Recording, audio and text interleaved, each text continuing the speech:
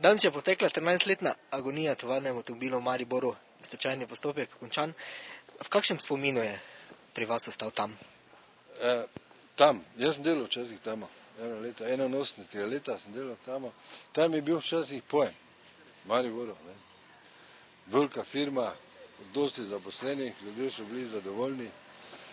Enkrat sem gledal na televiziji, oddajo tam, stari delavci so se jokali, ker je tam tako propada. V spominu kot Maribor, pa ne samo Maribor, tudi širšo okolico, mislim, da je imel izrednega pomena. Tu je šlo ogromno delovnih ljudi skozi, zelo veliko denarja, vsega, ne. In mislim, da ne samo severovzhodni del Slovenije, ne, ampak širše območje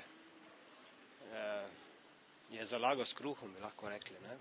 So ljudje dosti mirno živeli, imeli dopuste, imeli vse, danes pa vidimo tragedija. Ja, meni je bil mariborski gigant nekako zgodba o uspehu iz tistih časov. Veliko ljudi je našlo svojo zaposlitev tam in neko zgodovino je pisal Maribora.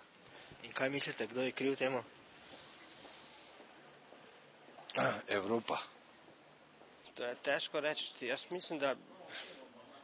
mislim, da veliko odgovornosti nosi prva vlada, to je Demos. 100%. Ker je imela škarje platno takrat v rokah in vprašanje, kaj je naredila. Tam zelo dobro zgodbo v Mariboru v smislu gospodarstva in zares je bilo škoda, da so takratne politične sile dovolile, da propade. Povejte nam vaše mnenje o tamu. S kakim spominu ga imate? Čakajte, jaz sem bil tam od leta 64 do 66. To je bilo takrat, ko praktično nisem mogel delati niti v prosveti, niti v politiki. V industriji je bilo pa za nas levičarje še kaj prostora. Ne?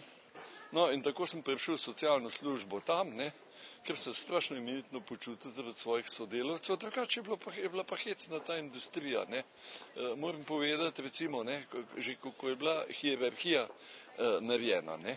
Hierarhija je bila takšna, ne, da je imel direktor splošnega sektorja 7 razredov osnovne šole, njemu podrejen šef kadrovske socialne službe je imel gimnazijsko maturo, njemu podrejen šef socialne službe je imel višjo šolo socialnih delavcev, njemu podrejen sem bil pa jaz filozofsko fakulteto.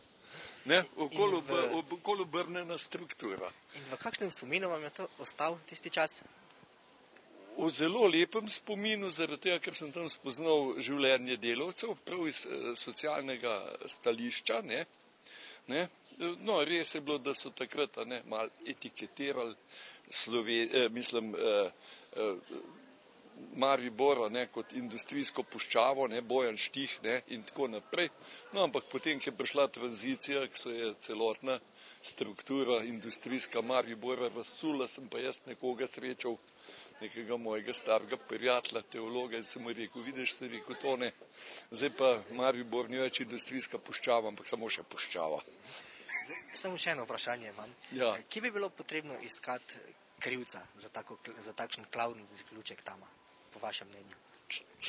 To je razsul, to je splošen razsul, to je, mislim, ko je prišlo do razsula te tako imenovane socialistične družbe, se to ni bila socialistična družba, to je bil neke vrste državni kapitalizem, z neko, bi rekel, partijsko elito na čelu, ki na koncu koncev je bila avtoritarno-komunistična, ampak daleč od enega resničnega komunizma, od ene marksistične, komunistične opcije. In zdaj seveda, ko je prišel ta splošen razsul, ki je pravzaprav bil po en stran povzročen od notranjih težav samega tega tako imenovanega realnega socializma oziroma državnega kapitalizma, z druge strani bil pa pospešen od zahodnih sil, tajnih služb in vsega tega.